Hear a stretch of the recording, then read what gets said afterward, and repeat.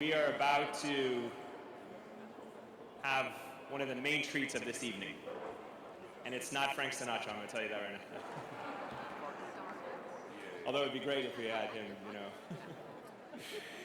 It is my honor to introduce our speaker for this evening. He's obviously a man that really needs no introduction, but it is my pleasure to welcome to the stage none other than Common. Now, you can take your time on coming up here. I got a few words I'm going to say. As many of you know, Common is one of hip-hop's most poetic and respected lyricists, but he is also known for his acting, his writing, his entrepreneurship, and his activism.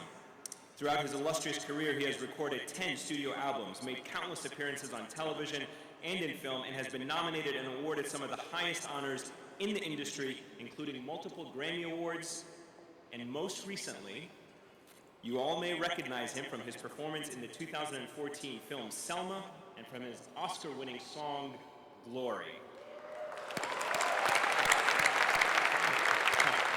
Sorry. Now, Common also offers even younger generation of folks a better understanding of self-respect and love by utilizing the cultural relevance of hip-hop in the children's books that he has written. In 2000, he launched his own philanthropic effort, the Common Ground Foundation, whose mission is dedicated to the empowerment and development of disadvantaged youth in urban communities by mentoring in 3 areas: character development, creative expression, and healthy living. All of this, and he has found time to be here with us this evening. Ladies and gentlemen, please join me in giving a warm welcome to our guest speaker of the evening, Common.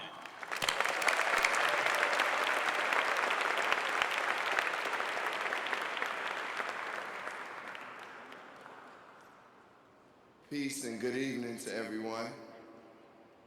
I first like to thank the Almighty God for being here and being in the presence of the Kuwait America Foundation and everyone who participated and supports this foundation, and each and every one who is a part of the Do the Right Thing movement, I would like to call it, because it really is a movement. What are you willing to die for? Live for that. These are the words that were spoken from Ambassador Andrew Young as we sat around at the table of our first rehearsal of the movie Selma. What are you willing to die for? Live for that. These are the words and the mentality and philosophy that the people of the civil rights movement live by. What are you willing to die for? Live for that.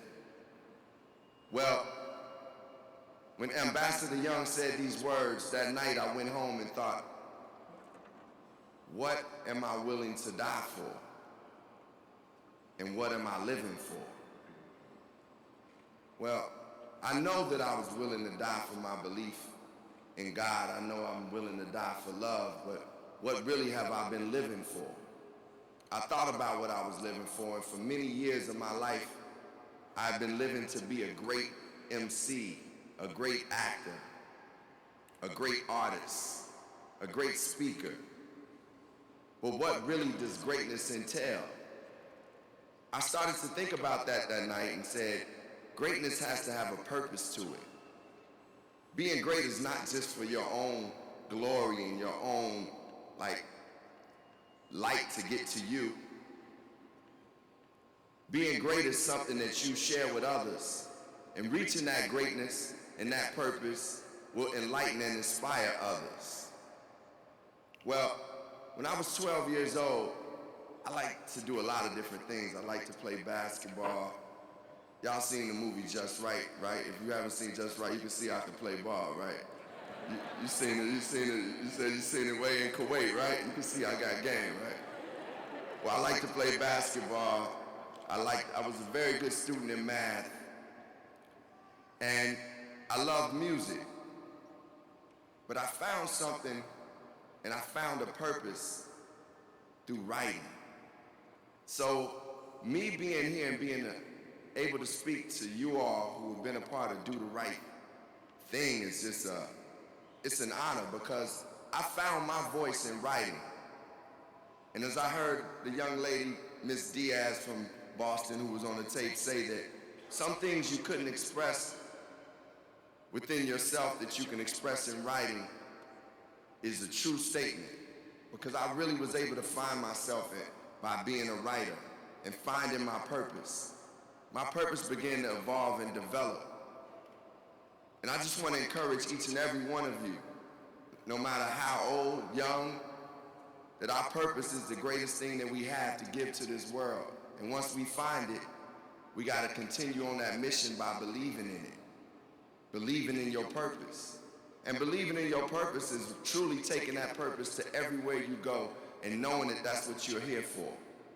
That's taking that purpose and saying, hey, as I heard from Dan earlier, Dan had told me a story earlier about how the leader of Imagine Dragons, at one point his mom was saying, hey, I don't know if you should pursue singing. My mom said the same thing to me. I don't know if you should pursue rap. But I knew that my purpose was high in delivering words and writing. So I pursued it. And now my mom is like, hurry up and do a new album. I need a new car, you know? Well, believing in your purpose is key. Believing in your purpose is the truth of what you can achieve. And believing in your purpose is something that you have to work at. Because I even as an artist had released music and put out records and was considered this great MC. But I realized I truly didn't believe in myself because I didn't carry that with me everywhere. Now make no mistake, when I say believing, that's not an arrogance. It's just a belief in the fact that you have worked hard, that you are blessed with a gift, and you have a purpose and you want to share that gift. Well, funny enough, I was able to realize that I didn't truly believe in myself by being around one of my great friends who's also an artist, and I saw how much he believed in himself. Y'all know Kanye West, right? He has no problem believing in himself, right? Well, it's something that we call listening sessions where we as artists get to play our music for journalists who haven't had a chance to listen to it. It's a preview of the album. And Kanye, during his listening sessions, will hop up on the table and start rapping songs and sweating and spitting while he rapping. And I started liking songs I didn't even like just because he believed in them. Belief is contagious.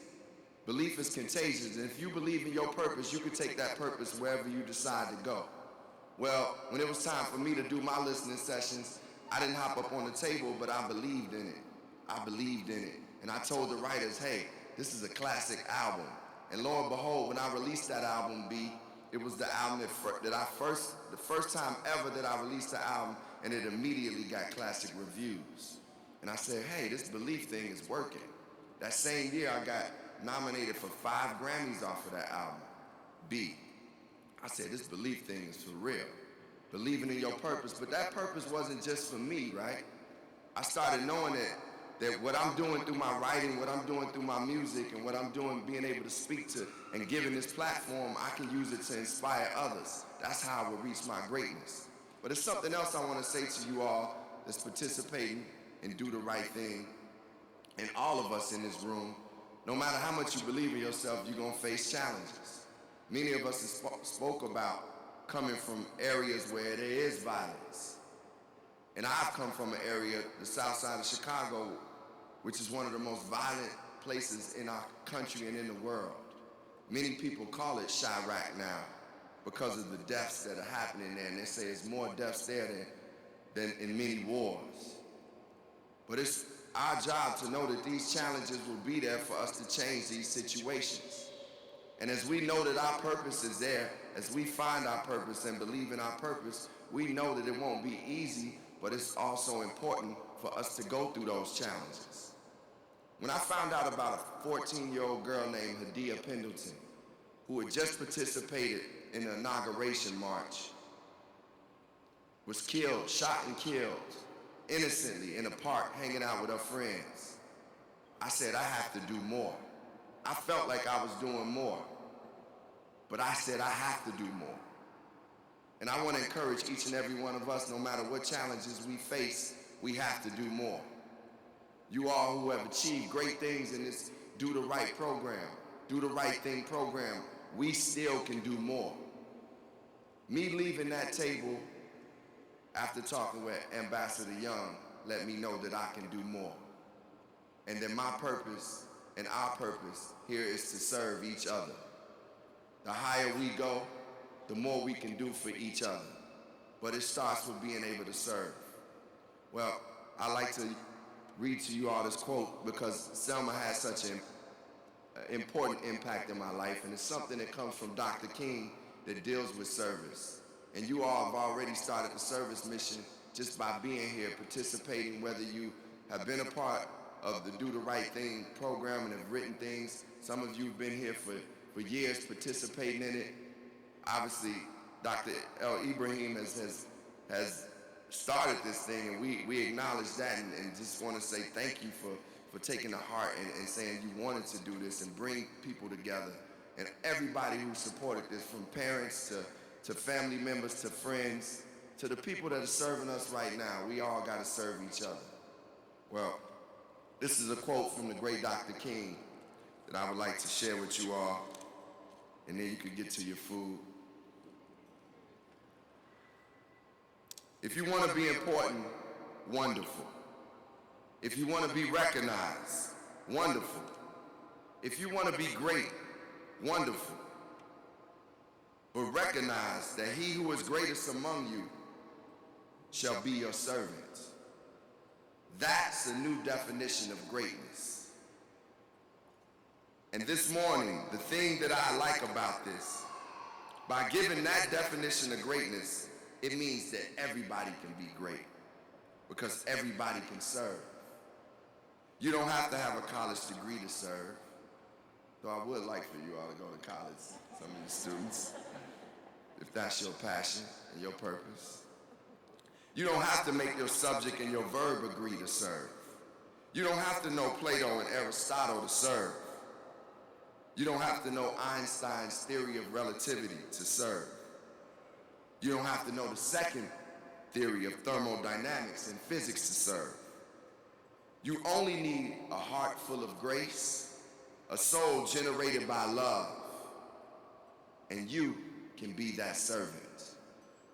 You all can be that servant. Thank you.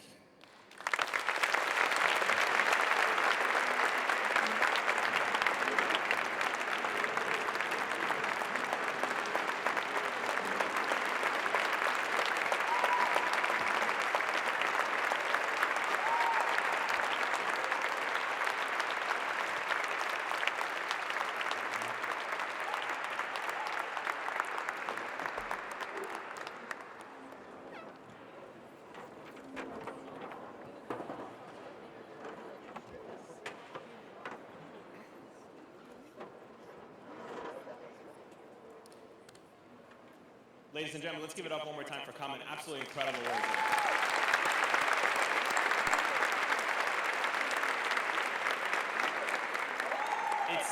It's actually very inspiring to hear the words of Dr. King, because as I was sitting next to Dr. Ibrahim, he reminded me that the very same spirit of the words of Dr. King of being a servant are very common. In fact, there are literally the same exact words in an Arab proverb that Dr. Ibrahim shared with me. So it just is once again a reminder of how our cultures and our commonalities transcend sometimes our differences. So ladies and gentlemen, with that very positive note, we'll let you enjoy your meal.